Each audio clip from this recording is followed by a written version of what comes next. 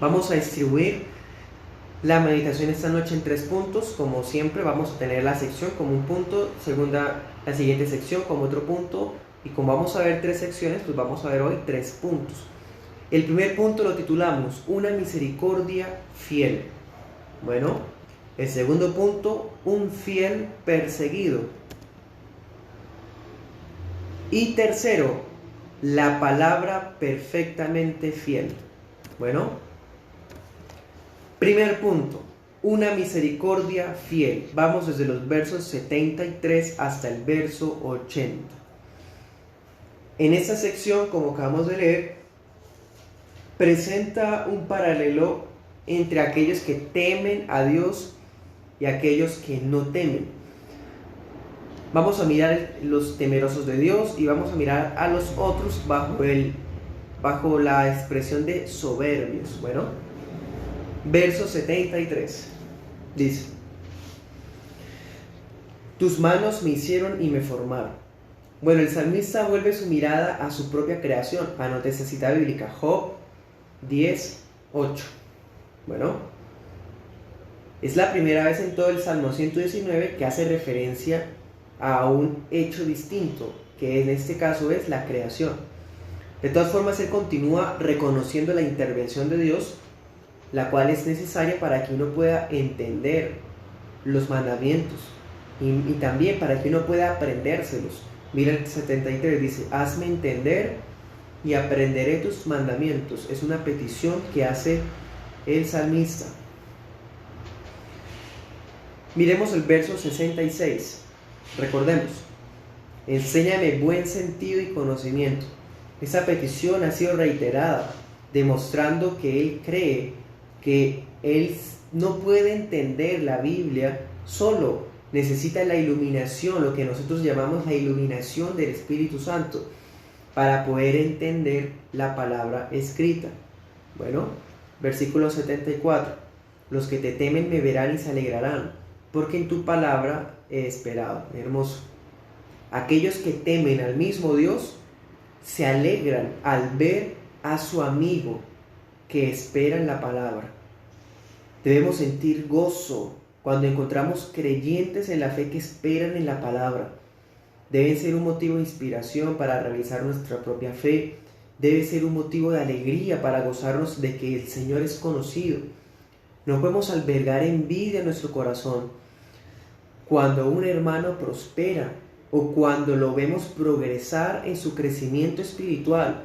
En vez de eso, debemos alegrarnos al ver la prosperidad verdadera haciéndose realidad en una persona. Bueno, verso 75. Conozco, oh Jehová, que tus juicios son justicia y que en tu fidelidad me afligiste. En esa sección de 3 es la primera vez que menciona el nombre Jehová. Vemos entonces que estas líneas son una oración directa, íntima, dirigida a Dios por su propio nombre. Bueno, él invoca el nombre del Señor y reconoce que las determinaciones de Dios son justas. Y miremos una línea que es bastante llamativa. Dice: en tu fidelidad me afligiste. ¿Quién es el que aflige? Dios. ¿Por qué? Porque Él es fiel. Tristemente, nos es muy difícil entender cómo es posible que Dios, siendo fiel, nos haga pasar por pruebas. Cuando aquí está diciendo que por el hecho de ser Dios fiel, nos aflige. Impresionante. Hasta su fidelidad sirve para nuestro bien y trae aflicciones a nuestra vida, trae disciplina para nuestras vidas, para conformarnos a la imagen de su Hijo. Qué impresionante, qué hermoso. Recordemos el 67. Dice: antes que fuera yo humillado, andaba descarriado. ¿Se acuerdan que mirábamos eso? Esa expresión, por ejemplo, la traducción viviente dice: me disciplinaste, estoy disciplinado. Bueno, entonces la aflicción que Dios le ocasionó por su fidelidad es para disciplina. Y Dios disciplina porque Él es Padre. Dios disciplina porque Él es fiel. Estamos viendo entonces una misericordia fiel en este primer punto. verso 76. Dice: sea ahora tu misericordia para consolarme, conforme a lo que has dicho a tu siervo. Con la misericordia de Dios y con sus promesas, Él trae consuelo a nuestras vidas. Son una fuente de consuelo, bálsamo y fresco para nuestras almas. Su misericordia y sus promesas. Notemos también que el salmista aquí se reconoce a sí mismo como un siervo, bueno, esclavo, servidor. Verso 77.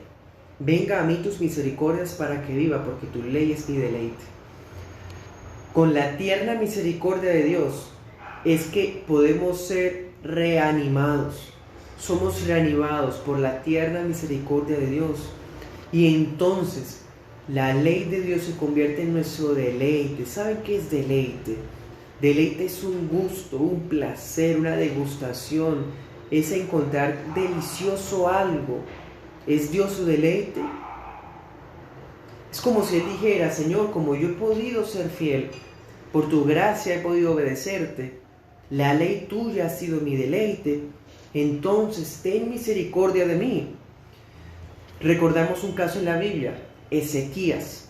El rey Ezequías, en el libro de Segunda de Reyes y Segunda de Crónicas, dice, y también en el libro del profeta Isaías, capítulo 39, que él se enfermó gravemente. Y se acuerdan que Dios le dijo: ordena tu casa porque vas a morir. Y Ezequías, la palabra dice que Isaías se fue y Ezequías volteó su cara hacia la pared y empezó a llorar. Y le decía, parafraseando: oh Dios, acuérdate que yo te he obedecido, que he andado en rectitud delante de ti. En pocas palabras, que tu ley ha sido mi delicia. Cuando Isaías iba saliendo del palacio, el Señor le dijo: vuélvete y dile que le voy a regalar 15 años más de vida. Ahí vemos, hermanos y amigos, que la tierna misericordia de Dios ve cuando encontramos deleite en su ley. Verso 78.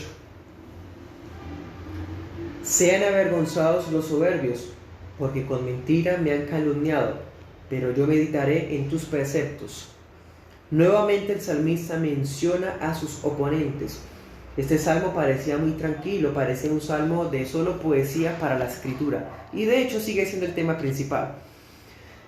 Pero nos hemos encontrado varias veces con enemigos que los califica como soberbios, y aquí los califica como calumniadores. Y que a pesar de esa oposición, miren que él ha estado haciendo lo mismo vez tras vez. ¿Qué decíamos en las enseñanzas anteriores? Porque esta es la cuarta. Que él, a pesar de esa oposición, no se olvidaba de la palabra. Y en este pasaje lo que él dice: yo continúo meditando en ella. Algo también muy curioso es que este verso 78 es la primera línea imprecatoria del Salmo. Línea imprecatoria. ¿Qué significa imprecatorio? Imprecatorio es una oración rogando por justicia, por disciplina, por juicio, por castigo para aquellos que han actuado mal.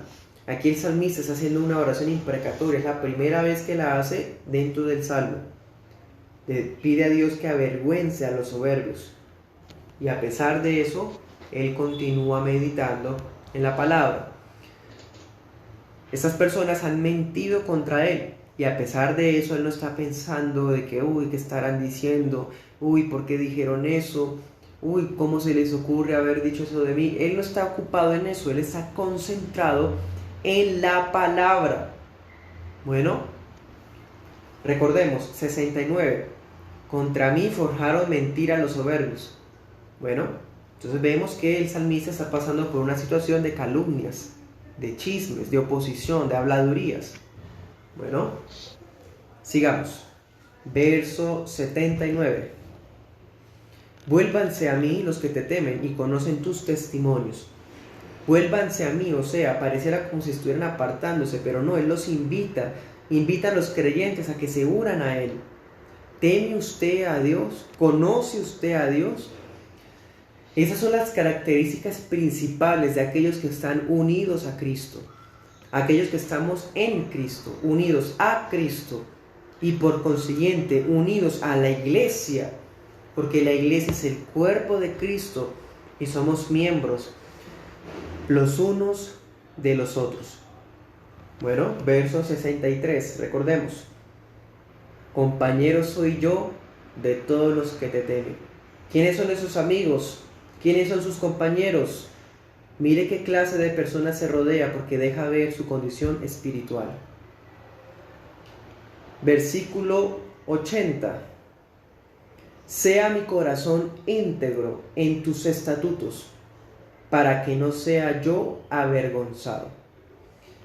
En esta última parte de la sección, él le ruega a Dios que pueda seguir siendo íntegro en la palabra, porque cuando andamos en integridad podemos recibir oposición, pero nunca vergüenza. Bueno, recordemos versículo 6. En el 6 él había dicho: no sería yo avergonzado si considero todos tus mandamientos. Bien. Segundo punto. Vamos a titularlo Un fiel perseguido. Versículos 81 al 88. Segundo punto. En esta sección el salmista describe con intensidad sus sentimientos. Vamos a darnos cuenta que pareciera como si sus fuerzas estuvieran acabando. Bueno, versículo 81. Desfallece mi alma por tu salvación. Eso no significa que él haya perdido la salvación o que estuviera inseguro de su salvación. Aquí lo que quiere decir es que él necesita que Dios venga, actúe, lo libere de algo que está pasando, de que Dios intervenga en su situación conforme a su palabra. Hermanos, amigos, los cristianos también se sienten desfallecer. No porque somos cristianos vamos a estar siempre nuestros ánimos arriba. Lamentablemente, por nuestra naturaleza carnal somos emocionalmente inestables, pero el Señor tiene compasión de nosotros. Recordemos, 74 dice: los que te temen me verán y se alegrarán, porque en tu palabra he esperado. Versículo 81, ¿qué dice? Espero en tu palabra. Aunque él está desfalleciendo, él espera en la palabra. Esperar en la palabra es lo único, la esperanza, lo único que nos hace permanecer aguardando por la respuesta, por la ayuda de Dios. Verso 82. Desfallecieron mis ojos por tu dicho, diciendo: ¿cuándo me consolarás? Hermanos, el salmista, si lo tuviéramos enfrente y lo vemos a los ojos, podemos ver el desfallecimiento en su mirada. Los cristianos muchas veces en su mirada reflejan desfallecimiento, pero esa mirada, hermanos y amigos, nunca debe ser para que sintamos autocompasión. Pobrecito yo, ay de mí, como víctimas. No, tampoco se trata de buscar la lástima de los demás. Aquí el salmista tiene su desfallecimiento aún en sus ojos, porque él está orando, le está preguntando al Señor: ¿hasta cuándo vendrá ese consuelo que me hablaste en tu palabra? Y es que quisiéramos ver las promesas de Dios cumplidas, pero muchas veces no sabemos de qué manera va a ser Dios que las cumpla. Pero ¿qué debe ser nuestra parte? Esperar en Él. Verso 83. Porque estoy como el odre al humo. Miren cómo se describe, como si fuera un odre puesto al humo, ennegrecido. Dice otra traducción, como un cuero arrugado por el calor. Se compara de esa manera, y a pesar de eso él dice: no me he olvidado de tu palabra. ¿Sí? Hemos visto que una de las acciones que más se repiten en este salmo es meditar y no olvidar. Muy interesante eso. Verso 84. ¿Cuántos son los días de tu siervo? ¿Cuándo harás juicio contra los que me persiguen? Si la vida de uno es corta, dice el salmista, si mi vida es corta, entonces, ¿en qué momento de mi vida voy a poder ver el castigo de los que me han perseguido? No es un clamor de venganza, hermanos, como si fuera algo excéntrico, algo personal, como una venganza personal. No, ese salmista está sufriendo, porque como hemos visto son personas soberbias. Ahorita vamos a mirar otras características de esos individuos. Él está orando contra ellos. Él está pidiéndole a Dios que cuando lo va a dejar ver su juicio sobre ellos. Y así también la iglesia tiene derecho a desear ver ese momento en la misericordia de Dios en que derrame arrepentimiento genuino sobre aquellos que han hecho daño a la iglesia, o por lo contrario, juicio sobre sus vidas. Versículo 85. Los soberbios me han cavado hoyos, los que no obran según tu ley. ¿Qué más descripciones tienen esos individuos? Dice, cavan hoyos, son personas que hacen, que tienden trampas. Son personas que no son capaces de obrar de acuerdo a la Escritura. Tienen su propia interpretación. Buscan aquello que más les convenga y se quedan en lo que más les convenga, pero no saben aplicar la Escritura, aprovechan la Escritura para lograr sus intereses. Bueno, versículo 86. Todos tus mandamientos son fieles, con mentira me persiguen, ayúdame. Miren esto, mientras la palabra, los mandamientos de Dios son fieles, estos soberbios son personas mentirosas.